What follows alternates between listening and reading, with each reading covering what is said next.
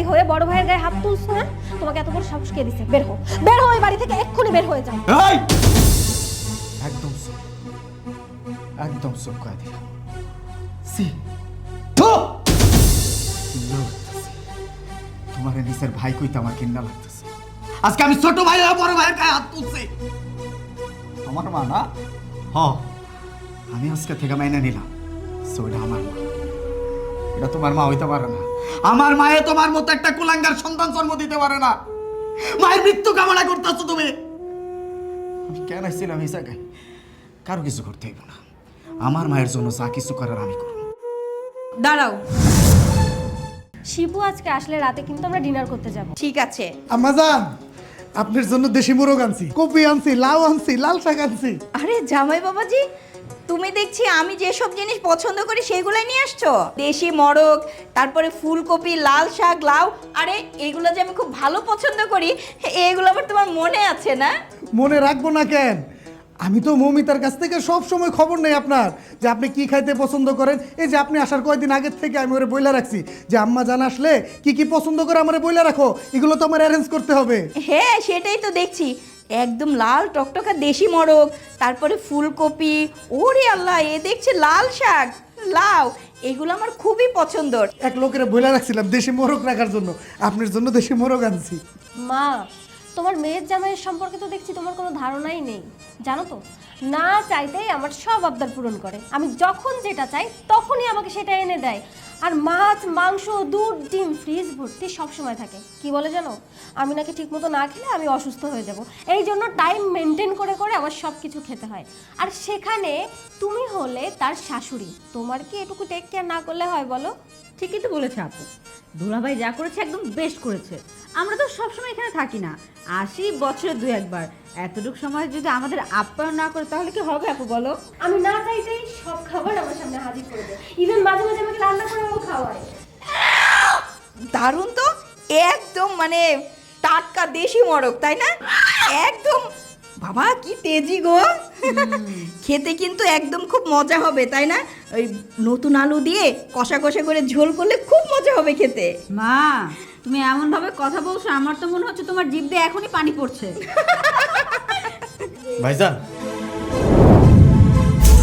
ভাইজান তোমরা সবাই এত হাসি খুশি আনন্দ উল্লাস করতেছ, আর ওইদিকে আমায় তো অনেক অসুস্থ, আমরা তোমার অনেকবার দেখতে চাইছে, আমার লগে একটু দেখা করতে হইব, তুমি চলো। হেই, আচ্ছা। মা অসুস্থ, আমি কি করবো? আরে তুই কি চোখ দিয়ে দেখোস না আমার শাশুড়ি এই বাড়িতে বেড়াইতে আসছে, খাবো দাবো ফুর্তি করবো। আমি শাশুড়ির জন্য কত কিছু আনছি, বাজার থেকে লাউ আনছি, কপি আনছি, লাল শাক আনছি, মুরগি আনছি, আমার পছন্দের সব খাবার আমি আনছি।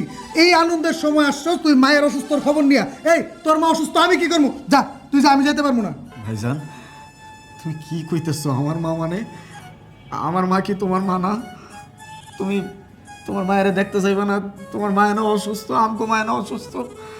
ভাইজান দেখো, তুমি শহরে থাকো, আমরা কিন্তু কোনোদিন 2টা পয়সা সাহায্যের জন্য তোমার কাছে আহি নাই। আম্মাই অনেকবার তোমার কথা কইছে, আম্মা খালি কইতেছে যে আমি আর বাঁচুম না। আমি শিপুরে একটা নজর দেখতে চাই। ভাইজান, ভাইজান তুমি আমার লাগে চলো, আম্মাই তোমার একটা নজর দেখলে অনেক খুশি হইব। ভাইজান চলো। তোমার ভাইয়া কোথাও যাবে না, তোমার ভাইয়া এখানেই থাকবে। তুমি কি চিন্তা করছো? তুমি আর তোমার মা মিলে একটা নাটক করবা, তোমার ভাইয়াকে এখান থেকে নিয়ে যাবা। তোমার ভাইয়া আমাকে ছাড়া কোথাও যাবে না। এই তোমরা তোমার ভাইয়ের কি হেল্প করছো? হ্যাঁ, কি হেল্প করছো? তোমার ভাইয়া যত হেল্প সব তো আমি করছি। তারা আজকে বিজনেস আছে, সেই বিজনেসটাই হেল্প করছে কে?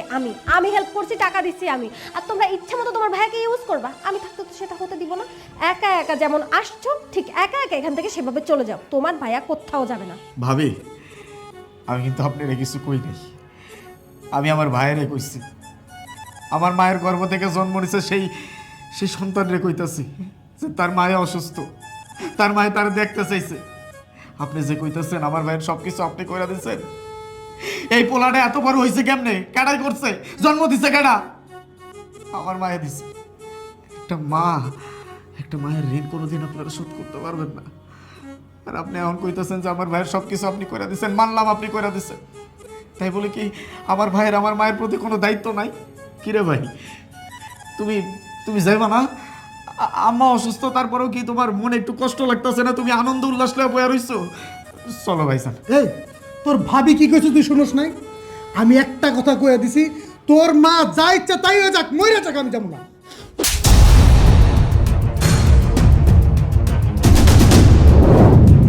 তোমার এত বড় সাহস, তুমি ছোট ভাই হয়ে বড় ভাইয়ের গায়ে হাত তুলছো না? তোমাকে এত বড় সাহস কে দিছে? বের হও, বের হও এই বাড়ি থেকে, এক্ষুনি বের হয়ে যাও। এই! একদম চুপ, একদম চুপ করে দিলাম। সি থু! ঘৃণা লাগতেছে। তোমার নিচের ভাই কইতে আমার ঘৃণা লাগতেছে। আজকে আমি ছোট ভাই আর বড় ভাইয়ের গায়ে হাত তুলছি। আমার মা না? হ, আমি আজকে থেকে মাইনে নিলাম সোটা আমার মা। এটা তোমার মা হইতে পারে না। আমার মায়ে তোমার মতো একটা কুলাঙ্গার সন্তান জন্ম দিতে পারে না। মায়ের মৃত্যু কামনা করতেছো তুমি। আমি কেন আসছিলাম এই জায়গায়? কারো কিছু করতে হইব না। আমার মায়ের জন্য যা কিছু করার আমি করব। দাঁড়াও, তুমি এই বাড়ি থেকে কোথাও যাবে না বাবা। এই বাড়ি থেকে যদি যেতে হয়, আমি আর আমার ছোট মেয়ে, আমরা তো এই বাড়িতে থাকতে আসি নাই, খাইতে আসি নাই। ছি ছি জামাই বাবাজি, আমি তো কখনো ভাবতেই পারি নাই যে তোমার উপরের রূপটা এত সুন্দর আর ভিতরের মন মানসিকতা এত নোংরা। আরে আমি তোমার শাশুড়ি, বউয়ের মা। আমার জন্য তোমার এত আদর আপ্যায়ন ভালোবাসা, আর যে মা তোমাকে 10 মাস 10 দিন গর্ভে ধারণ করছে, সেই মাকে একবার চোখের দেখাটা পর্যন্ত তুমি দেখতে চাও না? এই রকম জামাইয়ের ভালোবাসা আমার লাগবে না। শোনো বাবা, তুমি এ বাড়িতেই থাকবে এবং তোমার মাকেও নিয়ে আসবে। ছি, তোমার এই রূপটা যে এত নোংরা সেটা আমার ভাবতেও ঘৃণা লাগছে। তোমার সাথে আমার আর কথা বলতে ইচ্ছা করছে না। আর এই যে তুই আমার মেয়ে, তুই আমাকে বলেছিলি মা তোমাদের জামাইয়ের ব্যবহার আচার আচরণ এত ভালো, সে আমাকে এত ভালোবাসে, এত ভালো রেখেছে।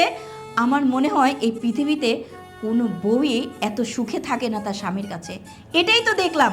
আরে তুই আমার মেয়ে হয়ে কিভাবে পারলি নিজের সুখটাকে ধরে রাখতে?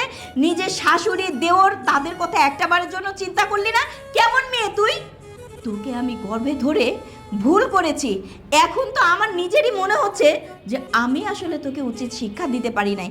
যদি শিক্ষা দিতে পারতাম তাহলে অবশ্যই তুই তো শ্বশুরবাড়ির লোকজনকে নিয়ে একসাথে ভালো থাকতি, তাদেরকে এইভাবে দূরে ঠেলে দিতে পারতি না। মা, আপনি যে এতগুলা কথা কইতেছেন সব কিছুই বৃথা যায়। কা করে বুঝাইতেছেন? হ্যাঁ, এই অমানুষগুলারে বুঝাইতেছেন? অগমনের ভিতরে কোনো মনুষ্যত্ব আছে? কোনো বিবেক আছে? কোনো কৃতজ্ঞতা বোধ আছে? নাই। যদি থাকতো তাইলে যে আমার ভাই নামক অমানুষটা এতক্ষণ পর্যন্ত এখানে খারাপ থাকতে পারতো না। মায়ের অসুস্থতার কথা উঠলে আমার আগে দৌড় দিত। কাগো বুঝাইতেছেন? বোঝানো লাগবো না। আমি যেতেছি। আমার মায়ের জন্য আমি একলাই যথেষ্ট। ভাই দাঁড়া, আমি আসলে আমার মায়ের লোক অনেক অন্যায় করছি। আমি আসলে বুঝতে পারি নাই ভাই। ভাই তোর আমার মাফ করে দে। আর আম্মা, আপনি কোথাও যাবেন না, আপনারা থাকেন। আমি বুঝতে পারছি আমি আমার মায়ের লোক অন্যায় করছি। এই ডাইনিটার কথা শুনে, আপনার মায়ের কথা শুনে আমি আমার মায়ের ভুলে গেছিলাম। আপনারা থাকেন, আমি আমার মায়ের কাছে যাই। ভাইজান চল। দাঁড়াও, তুমি একা যাচ্ছ কেন? আমাকেও সাথে নিয়ে যাও। ভুলটা তুমি একা করোনি, তোমার সাথে এই ভুলটা আমিও করেছি। আমি আমার মায়ের কাছে আমার মায়ের পা ধরে আমি ক্ষমা চাইতে চাই। উনি যদি আমাকে ক্ষমা না করে তাহলে আল্লাহ আমাকে ক্ষমা করবে না। তাড়াতাড়ি চলো। না না, আমরাও যাব। তুই একা যাবি মানে? বিএন সাহেবের সাথে আমার অনেক কথা আছে, আমিও ওনার কাছে ক্ষমা চাইবো। চলো চল চল।